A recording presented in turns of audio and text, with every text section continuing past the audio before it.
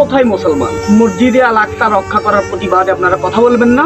Israeli সেনারা যে ধরনের অত্যাচার ফিলিস্তিনের উপর করতেছে, আজকে 200 কোটি মুসলমান মাত্র 80 লক্ষ ইসরায়েলি সেনার সাথে যুদ্ধ মোকাবেলায় ভয় পাচ্ছে। আজকে যে মুসলমানরা আবাবিলের অপেক্ষা করতেছে, মনে রেখো একদিন আবাবিল আসবে, সেদিন সে আবাবিল সর্বপ্রথম আঘাত আনবে এই ধরনের নামধারী মুসলমানদের উপরে।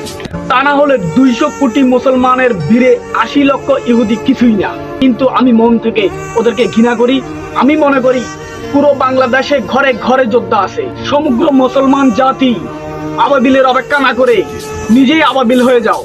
তা না হলে 80 লক্ষ ইহুদি মারতে 200 কোটি মুসলমান লাগে না। এই প্রতিবাদ করার জন্য যদি আমার কোনো সমস্যা হয়, আমি সেটা মাথা পেতে নিব।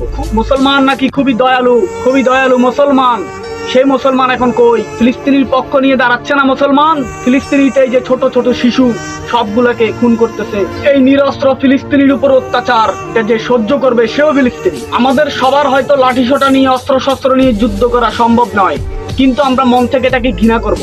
মুসলমানের উপরে এত বড় অত্যাচার আমরা মুসলমান সহ্য করতেছি। কিসের মুসলমান? হায়রে মুসলমান। মন থেকে হলে এদেরকে ঘৃণা করো। ফিলিস্তিনির উপরে এই অত্যাচার আমার আর সহ্য হয় না। আমার কলিজাটা ফাটি যায়। আমি পারতেছি না ওদের বিরুদ্ধে যুদ্ধ ঘোষণা করতে। যদি সম্ভব হতো আমি ওদের বিরুদ্ধে যুদ্ধ ঘোষণা করতাম।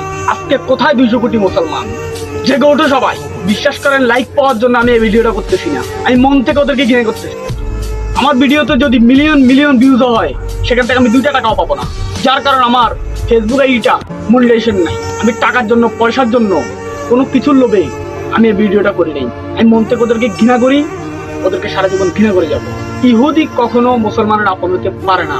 ইহুদির বিরুদ্ধে আমার এই ভিডিও আপনারা সর্বোচ্চ শেয়ার করবেন।